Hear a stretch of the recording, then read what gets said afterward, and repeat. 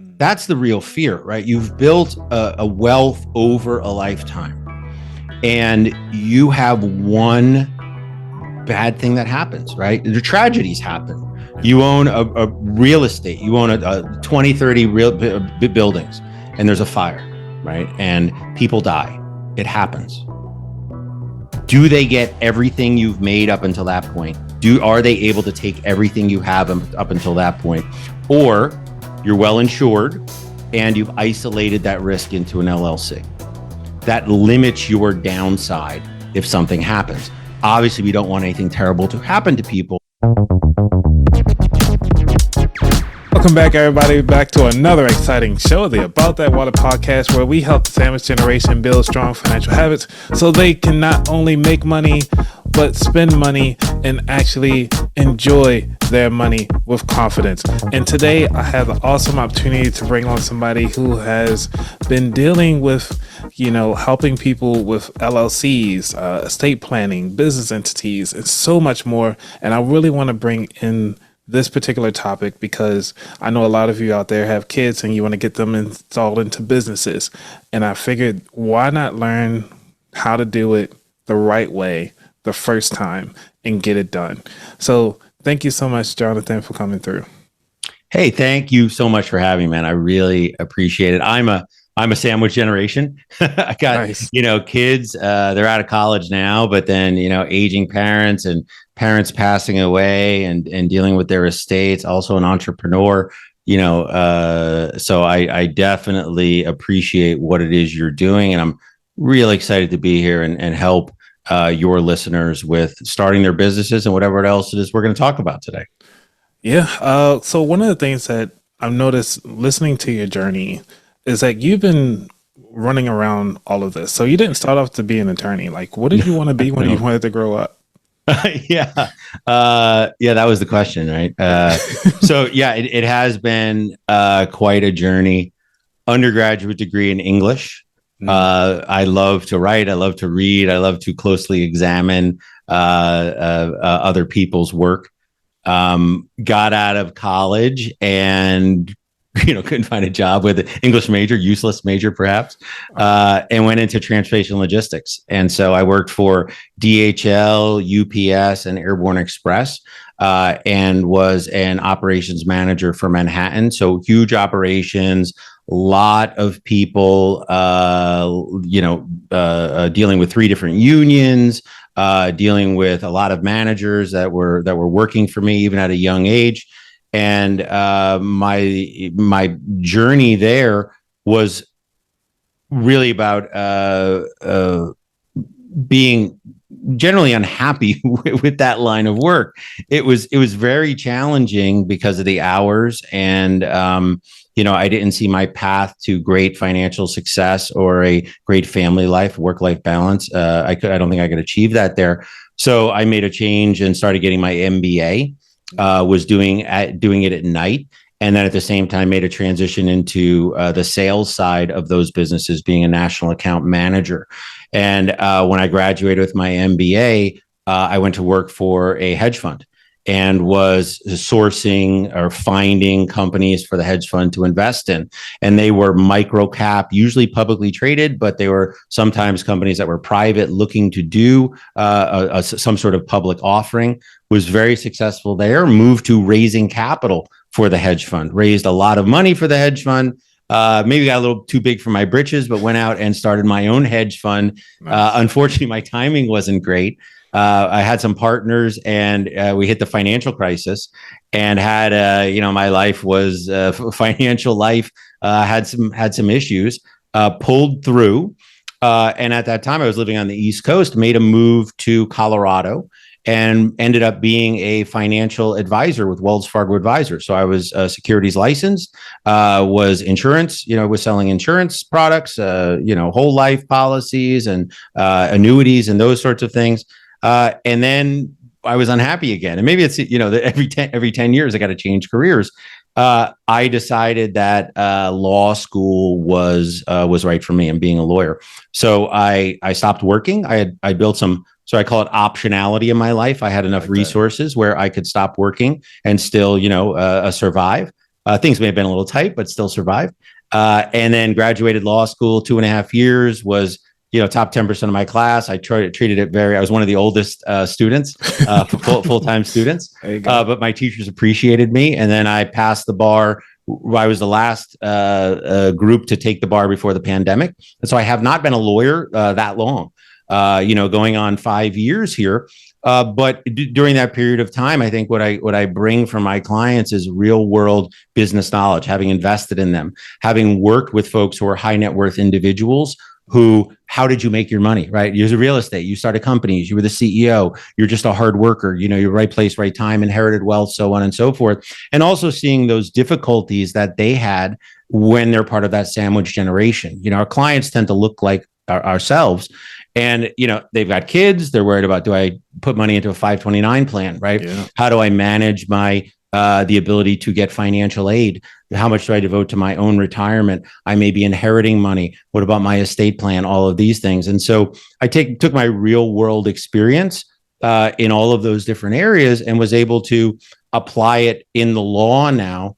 But it's I'm a strange kind of lawyer. I guess we could talk about that another time. But my practice is focused exclusively on this, right? I'm not a generalist. I focus on asset protection. I focus on privacy, business formation, and then estate planning. In addition to that, they all become part of this whole and really so much of that is really asset protection, right? You've got a business for asset protection. You've got an estate plan to save yourself from estate taxes or save yourself from additional costs. So all these things sort of come together. And I have the luxury of also being one of the owners of a company that Company Sage. Company Sage is the owner of Wyoming LLC Attorney, as well as LLC Attorney, as well as a number of other brands. And we have built those companies to help entrepreneurs get what they need, not get confused, really focus on the compliance aspect, and their business success platform is what we've really tried to build. And I think we've done an amazing job. That's part of what I do. But the other part of what I do is I talk to people about how we can come up with real world solutions to their entrepreneurial problems or their entrepreneurial goals. Yeah. And because of you've been doing this for so long in this area of the law, when it comes to asset protection, can you share why this area of law is so important to you? Because a single event could be ruinous. That's the real fear, right? You've built a wealth over a lifetime and you have one bad thing that happens, right? The tragedies happen. Yeah. You own a real estate. You own a 20, 30 real buildings and there's a fire, right? And people die. It happens. Do they get everything you've made up until that point? Are they able to take everything you have up until that point? Or you're well insured and you've isolated that risk into an LLC. That limits your downside if something happens. Obviously, we don't want anything terrible to happen to people, but there are, the plaintiff's attorneys, and there's people who will come after you for every penny you've made up until that point in your life. And so avoiding that downside risk when a bad thing happens, I hope it never does. I want you to be able to, and I want my clients to be able to limit that risk into business reality sized buckets of assets that are at risk.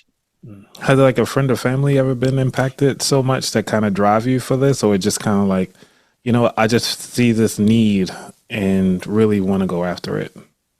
So it's sort of a sampling bias, right? When I talk to, and when I was a financial advisor, I talked to people and, they say they got lucky, right? You never had any lawsuits over this period of time? No, nothing happened, man. The people I don't get to talk to are the ones where they had the ruinous event. Right. And so it's been a bias there.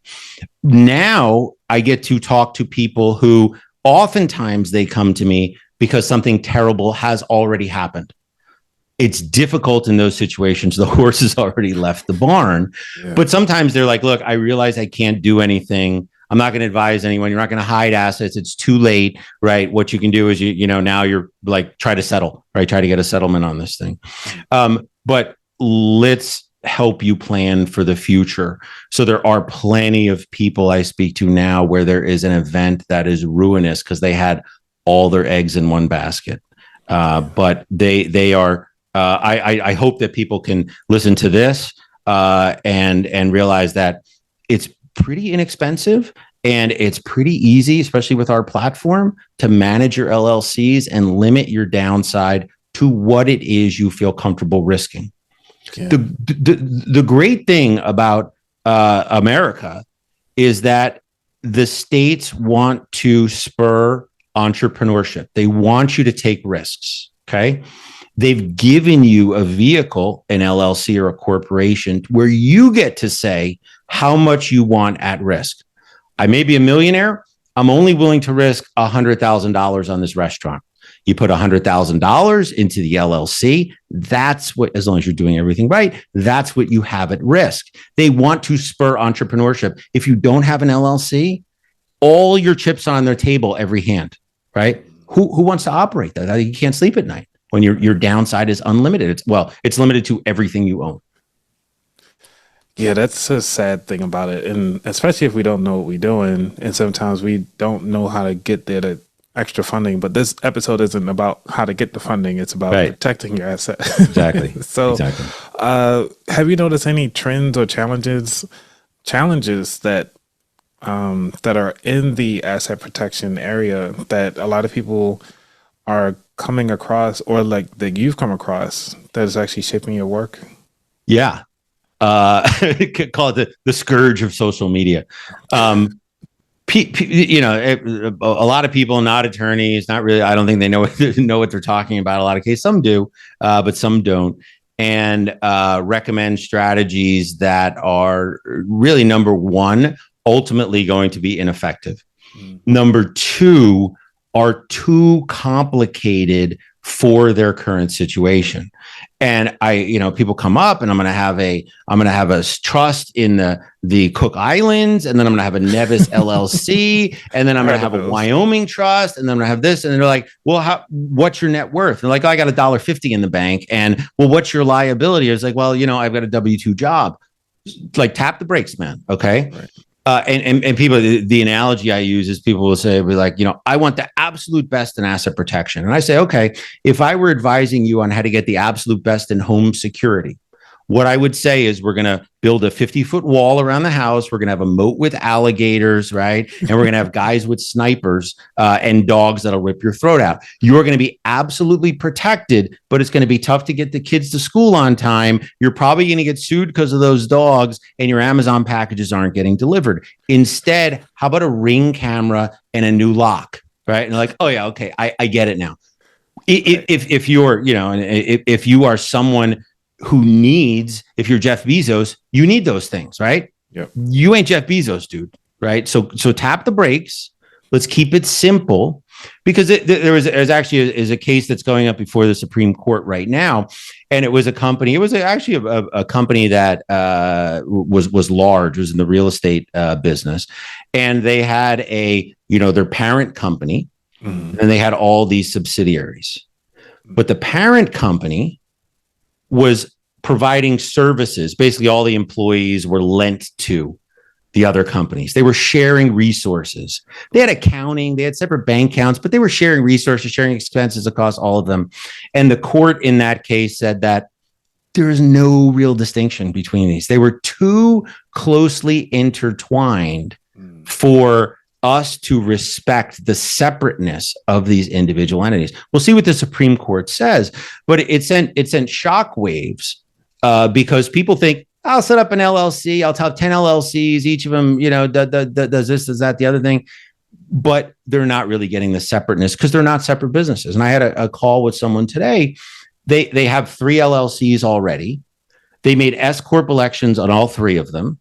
And one of them was doing exactly the same thing as another one, but they just wanted a different brand. I was like, this makes no sense. You're sharing the same employees across. Yeah, sharing the same employees. It should have been a trade name. It should have been a DBA. Like a DBA, that you use, right? Yeah. Single company with multiple lines of business. same type of risks associated with it. Do a single company, separate trade names. Multiple S corps, dude. Multiple S corps. You got to pay yourself a reasonable salary in each of them, and you're undermining your FICA tax savings, right? And I'm hoping, these sort of things I'm throwing out here, your listeners are familiar with these things, right? And so don't have multiple S corps. Sometimes it's unavoidable, right? You get different partnerships and so on.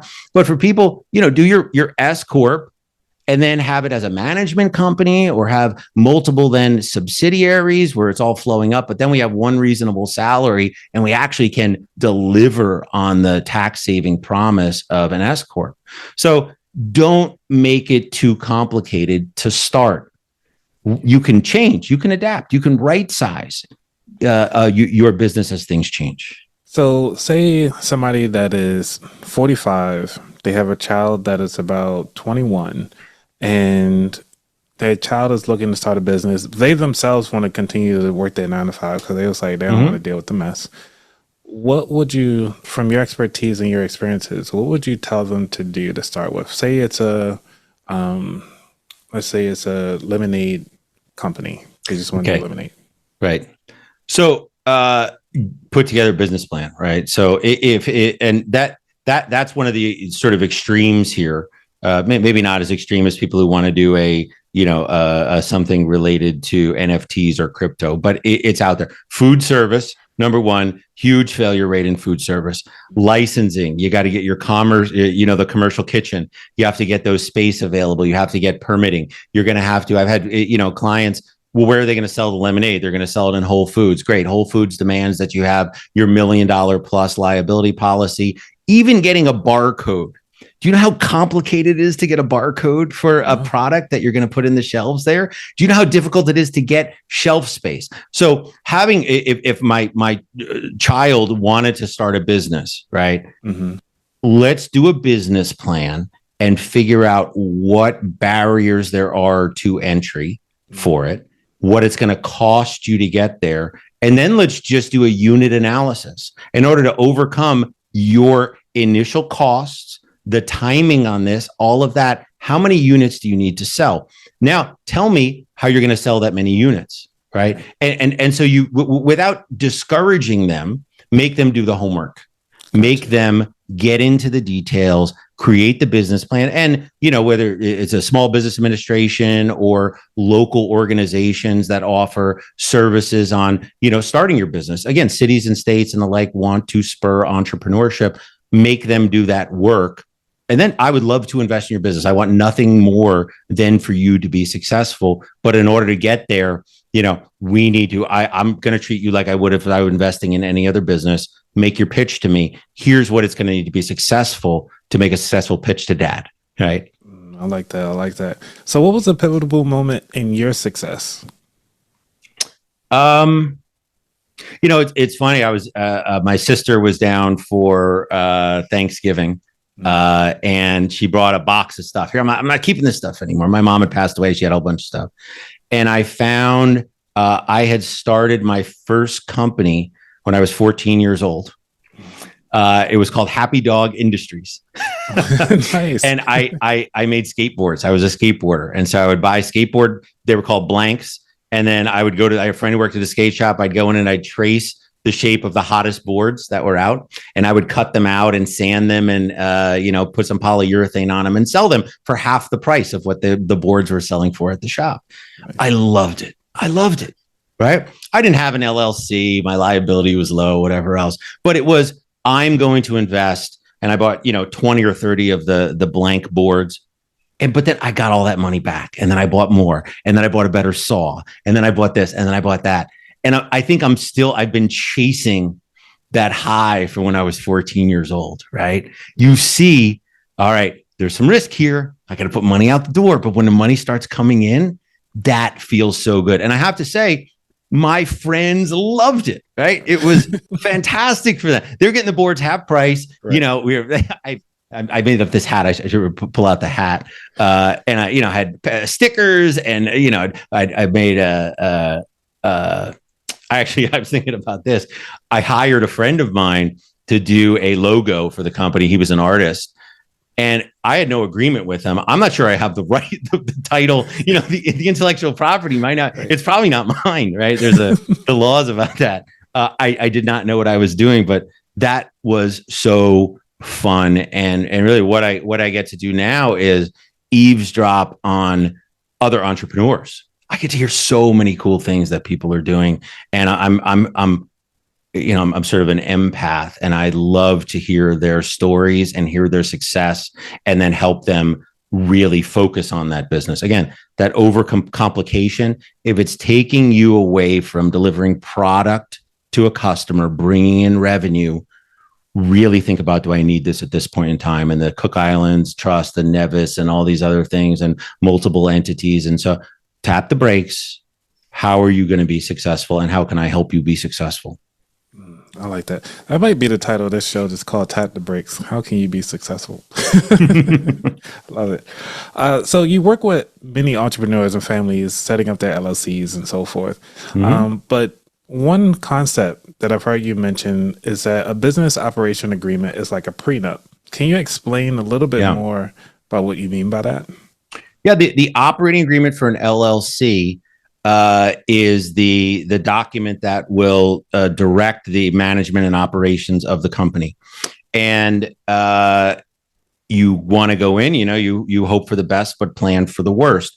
At the beginning of a marriage and at the beginning of a business, it's fantastic. Everyone's excited. Everyone's going to participate. We're going to share the expenses in this way. We're going to divide up the profits in that way.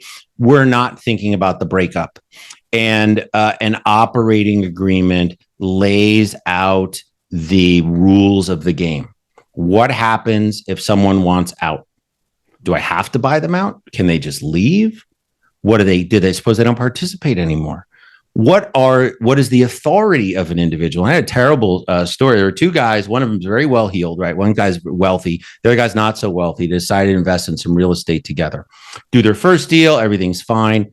The wealthy guy goes and signs a contract for the LLC to purchase property, right? Puts money down on it, right? Puts some earnest money down. And then goes to his partner, who's like, great news. I found this great property. You need to put in $50,000 into the LLC within a week. So I don't have it, right? So that would be something that would be covered in the operating agreement. What is the authority of a member? What is the authority of a manager? Any individual member or manager can spend up to $1,000 without the consent of the other members or managers, right? Anything above from 1,000 to 10,000, you require, let's assume there's more than two members, you require a majority consent. Anything above 100,000, unanimous consent required, something like that. So you build that into the operating agreement so that everyone understands what they can and can't do. Failing to discuss it is one of the problems. And so the operating agreement is a point of discussion. We can discuss it. Let's get all this stuff out here. And sometimes I should have called today. I'm not sure they're moving forward with the business because there was something we came up with, and without getting into the details and giving up, attorney-client disclosure here, or I should say attorney-client privilege, they had not discussed a key point. We raised the key point, and they started arguing with each other. So, guys, our consultation's done. You need to work it out, and if you can come up with the terms, then let's then move forward with this thing. But you're going to discuss it at the beginning, get it memorialized in the operating agreement. And if those bad things that you hope aren't going to happen, you have a roadmap for how you're going to handle them. That's what a prenup is, right? Yeah. We're going to be married. Everything's going to be great. As soon as we, if we have kids together, or I saw one, if we're together 15 years, then the prenup evaporates. Great. Okay, great. What if that doesn't happen, right? Then what we brought to the marriage, we're going to leave with, or, whatever you come up with. So it is a tough discussion, that prenup. The operating agreement can be a tough discussion as well. Usually not as severe as, the company's not going to move forward, but you're getting it out in the open. And then there's not going to be a surprise where I need to come up with a $50,000 check in a week, right? That kind of thing. So that's why the operating agreement is important. And one of the things that people miss, the operating agreement is a contract. Yeah. And it's a contract that's binding on the signatories. Okay. You and I enter into form an LLC. We sign our operating agreement. Somebody sues us, has no relevance. They're not a signatory to that agreement, right? Well, all we're going to get is, if they're trying to force the company to do something, right? There may be provisions, and in our operating agreements, the ones we provide to our formation clients at Wyoming LLC or LLC Attorney, there's provisions in there about what those parties, the people who are suing, can do. And so one of the most important provisions is that it's based on this idea of pick your partner, right? I can't have a new partner forced on me. That is critical to have in that operating agreement, that you can't go sell your interest to somebody else. Somebody can't foreclose on your interest. And now I've got Wells Fargo as my new business partner, or you sell it to your brother-in-law, right? And he's my new business partner. I didn't sign up for that. So really important concepts. And I used to do custom operating agreement drafting for people. A lot of work, thousands of dollars I would have to charge for it. And at the end of the day, 90% of them needed the same things. So working with the technology team that we have, we went through and we created call it a custom operating agreement. It's like mass customization. 30 or 40 questions that you answer. And then at the end, when you submit it, an operating agreement comes out that contains all these different provisions, right?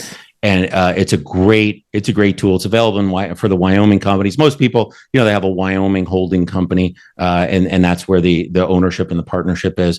But has been a fantastic, powerful tool for our customers to have those discussions. Nice, yeah. Because I'm thinking now, because business and all the business is mostly like a relationship. At the end of the day, really. Absolutely. It's a partnership. It's a marriage, man. It's a marriage. Because people always argue with me when I keep saying, marriage is a business at the end of the day. Like, if the government wasn't involved, you know how many divorces will happen tomorrow? Right. It's crazy. But one of the things about this collaboration piece is that you had this permanent vacation to Colorado. I just wanted to know, what was that conversation like when you decide to settle in Colorado with your wife? Yeah, well, I've resettled a number of times. I don't live in Colorado anymore. So I'm a Wyoming and Colorado licensed attorney. I live in Puerto Rico. Sweet. Yeah. So when the financial crisis happened, it was good timing. It was bad timing. My wife's mother had been a 25-year survivor of cancer, but it came back. And over that, the 2008, 2009, 2008, 2009, don't hold me to the year. She came out and saw her mom, and her mom's health was really failing. And so she said, John, I need to be there with her. I didn't want to split up our family. With the financial crisis, things were, not going well. And I said, well, if I can find work in Colorado, then let's move there.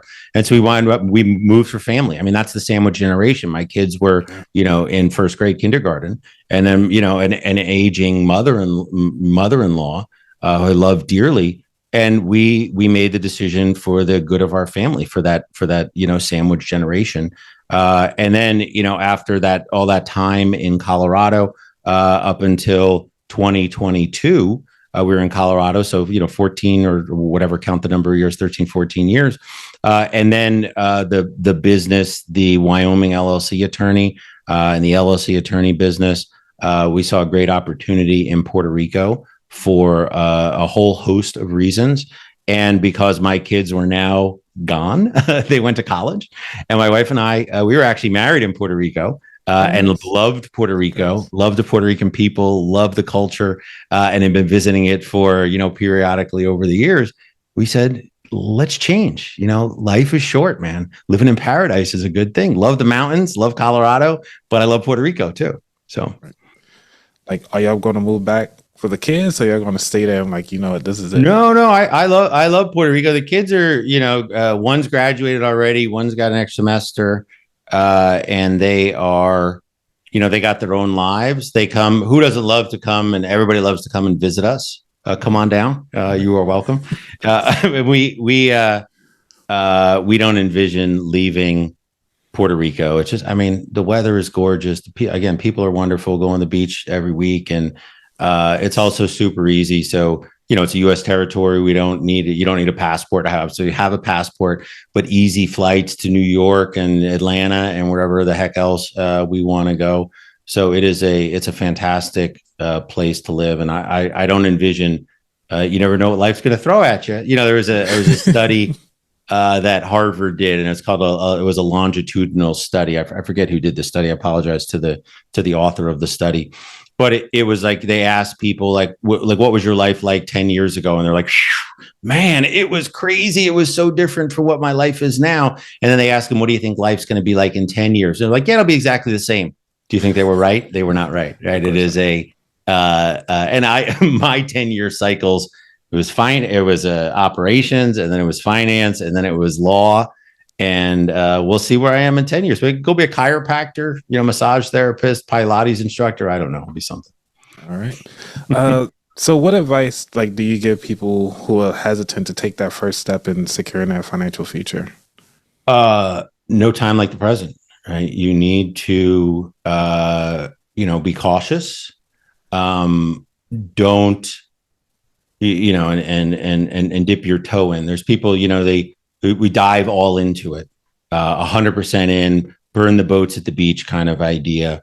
When it comes to starting a business, I think it pays to step back, slow down, don't overcomplicate. And, one of the key things I've said is that let's assume everything goes right. You got a product you're going to create. How are you going to sell it? Ultimately, every business owner is in sales, whether they're selling themselves, whether they're selling a physical product, whether they're going to be selling a digital product, whatever it is they're doing, you are in sales. How are you selling that product? Forget about how you're going to get there. Forget about how you're going to create it, what advice you're going to get, what it is. How will you sell it? That in this age is the most difficult thing. That is the thing. I'm going to be an influencer. I'm going to start a podcast. How are you going to get followers? How are you going to get listeners? How are you going to get people who are willing to pay for your services, right? And so if you start out with that mindset that I will be a salesperson in this, that is a fantastic place to start. In your experience, what mindsets or actions just to kind of help people move forward when they're starting a business or even just protecting their assets? Right. Yeah. And so when it comes to starting the business, I like to focus on assume everything goes right. You can actually create the product. You can, your business structure is going to be fine. All that stuff's going to work. How are you going to sell the product? And you sort of realize as an entrepreneur, you are a salesperson first and foremost. You need to figure out how you're going to sell the units it's required to support yourself, support the business. What are your unit volumes going to be? Whatever your units are. If you're going to be an influencer, how are you going to get people to listen to your podcast or subscribe to your feeds? Or if you're a consultant, how are you going to get those clients? If you're selling widgets or a physical product, where are you going to sell it? How are you going to sell it? And think about the sales side first. And then all of those other things sort of fall into place. Those are the easier parts, I think, in today's economy is how are you going to get eyeballs on your product? And then when it comes to asset protection, thinking about where your risks are. And do you have risks that you can't cover with insurance? Insurance is great. Hopefully not too expensive for you to obtain, but that's the first line of defense. When it comes to asset protection, figure out how you can cover yourself when it comes to risks, and then figure out what is it you're willing to risk on the business. That's where you get to, you're going to form that LLC. You're going to limit your downside risk by only putting into that LLC the amount that you want to or are willing to potentially lose. And so you sort of start out with, and I get, I don't know, not invited to some meetings, but I tend to be negative, right? And so when I talk to anyone, and I need to hold myself back to not be the most negative person in the room, but thinking about those negatives that are, if they're complete, it's a 1 in a million chance, the negative, then not worth thinking about most likely. But there are things that are, there's the known unknowns that something bad could happen. If you own real estate, there could be an accident, right? Your tenants could get hurt. They could sue. Having the insurance, having the LLC protects you in that case. If you've got, you're selling a food product, something like that, someone gets sick from it.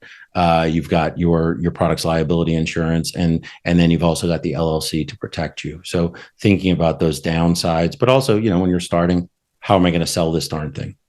Yeah. And the beauty for those of you who are listening is that the reason why we can't give specific answers is because everybody's situation is going to be a little different. So remember, this is just hand waving information, meaning we just touching this, but you still got to do your research.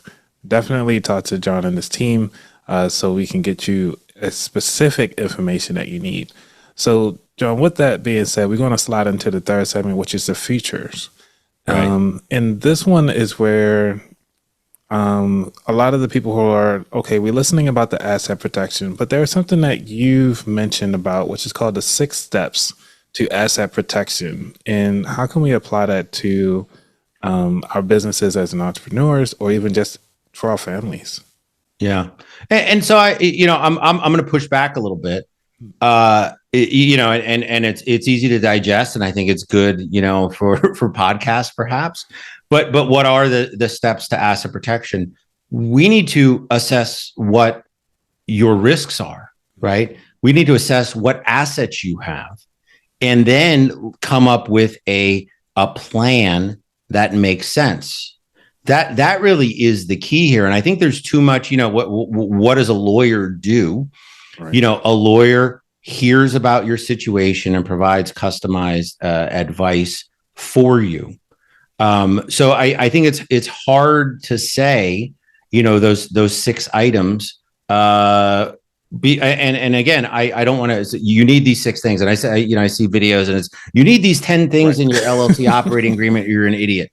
That's not true, man. It's not true. That's not the way really this works. Right size it for your needs. We've got a great team. We've got great information on our websites. You have the ability to talk to attorneys. If you have, I go sort of the Occam's razor approach. Let's keep it simple at the beginning, and then we can scale later on. But we have these amenities, I call it, that you can talk to educated, our entity formation team, help you understand what the choices are. We've also, we have created inside of the client portal, the products that are there and the things that are there, the services that are there are ones you have a likelihood of needing. I find a lot of folks, there's 1,000 things and it's so cluttered with potential options. You don't know, do I need this thing? And so we've tried to really provide those things that there's a high likelihood that people will need. And then we've also created, packages or bundles and saying, okay, you're just starting out, keep it as simple as we can. Okay, you're sort of, thinking about the future. And this one is where, maybe you're in a more advanced stage. So I'm going to push back on a one size fits all approach. I think figure out how you're going to sell your product, right? Come up with a business plan, just like you said with a 21-year-old. Let's get you to think about how we're going to make this, how you're going to make this thing work, where the money's going to come from. And then an LLC is really the most basic thing. Protect yourself from having all of your chips on the table. That is a huge part. And then let's focus on simplicity in most cases, not getting too complicated. So I'm sorry if I'm disappointing you on the 6 things, but I think there's more to it to that, and I don't want to present a vision of if you do these 6 things, everything's going to be fine. No, I appreciate it, because it's the 6 steps came from something you talked about like 4 years ago, which actually shows your growth in mindset over the years. And I love that you actually are pushing back on that now, because the way of the internet, everybody's just putting things out there, and we just want to make sure that everybody's protected properly. Yeah, properly is the key, and that don't overcomplicate it. And an example, people they're going to they have an idea. It's going to be the next Google. They haven't written a line of code. They don't have any investors. It's just them sitting in their basement. Okay. And so then they go and they form a Delaware corporation. They hire a corporate attorney. They do all these other things. They spend a whole lot of money doing it. No investors ever come. They never get the code actually written. So for those people, let's start a simple Wyoming LLC. Okay. It's going to be a single member LLC. We're not going to make a tax election on it. We're going to keep it simple. Hey, then you know what happens? You're making some traction, right? You're going to bring in a partner, right? Great. Let's turn it into a partnership, right? Then we say, hey, wait a minute.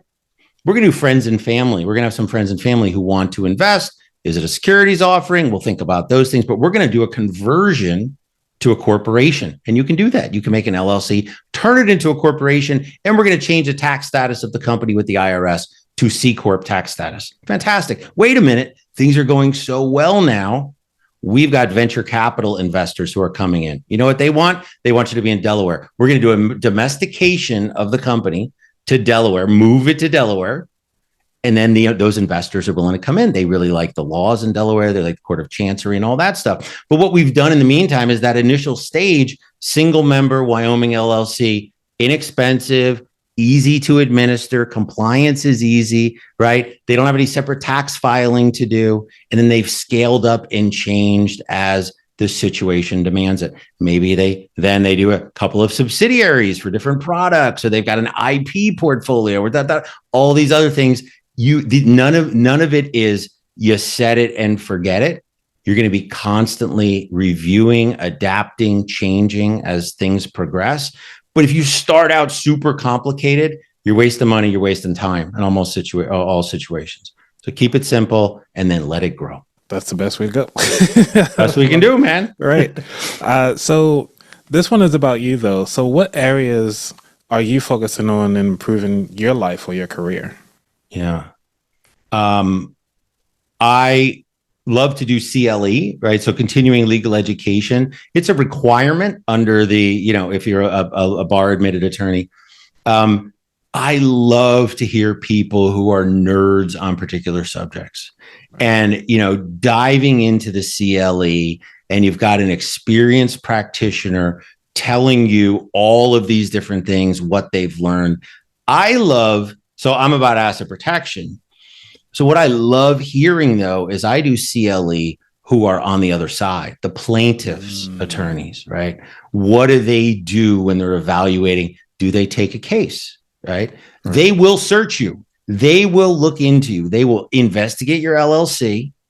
They'll see who the owner is. They'll do a search through one of the LexisNexis or Westlaw or something. They'll find out what properties you own, what properties you have owned, how big a mortgage you have. They may do credit reports. They may do all of these things. And so that guides the advice, those types of CLEs, understanding other people who may be trying to come after my clients, right? What those other folks are using. And then we can adjust our strategy in that same way. Listening to CLE when, the bankruptcy CLEs, that's a big downside, right? How can you protect yourself even in the event of a bankruptcy? I listen to CLEs on, domestic relations. So divorces, right? What happens? What do those cases look like? And so I like building this, and I'm not a divorce attorney. I'm not a bankruptcy attorney, right? I'm not a litigation attorney, but all of these things inform my ability to help my clients as I think about the worst case scenarios. The sky is falling. There's a hole in the ozone layer, whatever the heck else it is. So thinking about all of those things, there was we had talked briefly before at the beginning here, and we're talking about that Corporate Transparency Act, right? And there's a Texas court, and I just did a video. I put it on YouTube about this. Texas court put a nationwide injunction on the enforcement of that law. What happens now? And I watched some videos on YouTube and on TikTok and other places. You don't need to do it anymore. This doesn't exist. That's not correct, right? I think ultimately, without getting what my prediction is here, it's more nuanced than that. And so digging into those details, reading the underlying cases, doing the CLE, that's what I focus on, being better at what I do. It's rare I get a novel sort of question, but man, I love those novel questions. I love them. I love them. And luckily I make people tell me in advance what we want to talk about. And oftentimes I find myself, I'm going to do CLE on this. I'm going to do continuing legal education. I'm going to dig into the details, look at the case law right now, look at all of these things so that I can give my clients the most relevant and timely advice. Yeah. And the beauty of having somebody that's curious about the product or curious about the industry, those are the type of people you really want to have on your team, regardless of your business, even if whatever business you're falling into, or even if your family, like, hey, family, we're going to start looking at how other families are dealing with their issues. We're going to go to, like you said, like the family courts or whatever, because you can go to court for free. So just kind of show up and listen to people's stories. It's much better than reality TV, honestly. I like it. So and it's sometimes I get to peer into other people's problems and things, but other people's successes as well, and I learn from them. Maybe not as much as they're learning from me, but I learn quite a bit from them. Awesome. Is there anything that you want to leave the audience with before we dive into the final 4 questions? So no, let's dive into the questions. I mean, so my team came up with a code that's going to give your listeners, if they do have a need for an LLC, give them some discount. I don't know. I have it. I guess. Oh, okay. You I was going to talk about that, right? You got the code. All right, good. I want to make sure we talked about that. I don't know if I said it. I think I did about my own background. Yeah, we're fine. Let's go. Okay. Let's run with it. All right. Let's run with it, man. All right.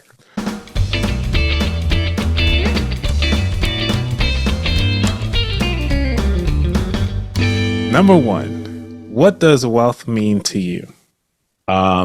Wealth to me is having optionality to do the things that I want to do.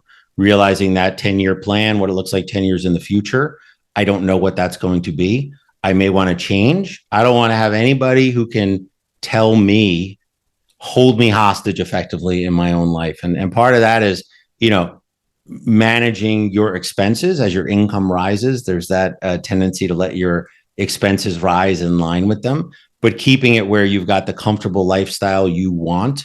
And if something terrible happens, it's really not going to affect you. And I think that's what wealth is, where people and your lifestyle is not holding you hostage, or your boss isn't holding you hostage, or other people in your life aren't forcing you to do things that you don't want to do. That's wealth. Nice. Number 2, what was your worst money mistake? Doing that. So the 2008 financial crisis, I got too far out over my skis and was doing very well financially and let my expenses grow in line with my income. And then financial crisis hit and you see a 70% drop in income. You've got problems. And so not letting that happen again, that was in my youth. I wasn't that youthful as my 30s, but it is something I would never and have not let happen again, was just not having that optionality, not having the reserves. If your income dries up, how long could you survive without that income or with a significant decrease in income? All right. Number 3, is there a book that inspired your journey or changed your perspective? I love Kahneman. He is the writer of Tipping Point and other books. His approach to thinking about how group dynamics and how things happen, how big things happen, has been really important for me to think about how I interact with others. He's got this concept of the maven, right? Those are the people who can be counted on to sort of spread the word about something. If you can get mavens to be fans of your podcast, of this podcast, if we can get mavens who love our products, sometimes they're called apostles. Those ideas, when the small things make a big difference, and you don't need to please everybody, but are you pleasing the right people, right? Do you have those apostles? Do you have those mavens out there who are trusted by many? All right. Number 4, what is your favorite dish to make? Oh, paella, for sure. Nice. Paella. So I got a paella pan 15 plus years ago. I got it at Goodwill. I didn't Massive know they paella pan made. like this. I Yeah, didn't it's a know that there was like a specific pan for paella. Oh yeah. No, it's a big What? circular pan. It's shallow, and I Yeah. cook my paella on the grill. Mhm. And that's like the traditional way. I use orange wood charcoal. Very traditional. It's about an hour of prep and then over the grill for an hour, and it's a showstopper. It's why if I have a dinner party, I make the paella. It's a showstopper, and people are just absolutely floored with it. Man. Okay. Well, tell me something new, damn it. I know about it. That's pretty cool. So we got the last question of the show, which is where could people find out more about you? Yeah. So our company is Company Sage. Company Sage owns LLC Attorney, Wyoming LLC Attorney, and some other brands, some other entity formation, business success platforms, entity compliance platforms. We have designed this thing. The attorneys have been driving force in designing this to really meet the needs of entrepreneurs. Our Wyoming website has fantastic articles, the overall majority written by attorneys about sort of niche topics. I think there's a lack of, a lot of the stuff on the internet is written by AI now. And so we attempt to be a source of truth. You check out our YouTube videos. I've done a bunch of videos there. So on my other side, I've got Feniak.com. So that's my law firm website where you can schedule consultations with me to talk about, instead of those 6 easy things, let's talk about some of the hard things. So between those two, if you really know what you want and know what you want to do, the LLC Attorney or Wyoming LLC Attorney brand websites are fantastic. If you're not so sure, I recommend calling in. We've got great teams who actually answer the calls. They're teams they're either in Puerto Rico or they're up in Scottsdale, Arizona, or in Wyoming. They're sort of all over, but they know these things inside and out. Talk to them, see if they can help. And then if they can't, they'll say, you need an attorney. I'm not the only attorney associated with the brands. You need someone to do his IP, does the IP. You need someone who can, help with international tax. You need all these other things. We have attorneys that you can call upon without doing a retainer, without doing something complicated. Keep it simple and speak to people who are subject matter experts. So a lot of different ways to get in touch with us. It's not a one-man show here. Very large organization with amazing, talented, knowledgeable people. And I recommend you start with those resources. Awesome. And for those of you who made it this far at the very end of the show, LLCattorney.com has blessed everybody who is listening to this is 100% off your formation fee for the initial filing. So to redeem it, all you have to do is enter the code WalletPod100. It's WalletPod 100. Put that in under the partnership code and like on the final checkout page, you're all good to go. So go ahead on and start your filing today. There's no reason why you can't start that process. So let's go on and get you started. Shout out to John. If you want to say like, hey, John, I signed up, hit me up when I'm ready. So let's make it happen. Yeah. Awesome. Thank you so much for letting me babble on here. It was great meeting you the first time, and it's fantastic to meet you again. And we are absolutely here to help. Awesome. Well, thank you so much, John. And thank you. Many blessings to you and your family. I'll take care. Thank you. Welcome, Mary. Wrong one. Hand wave. Right. Well, you're on speaker and it's coming through in here, honey. Okay.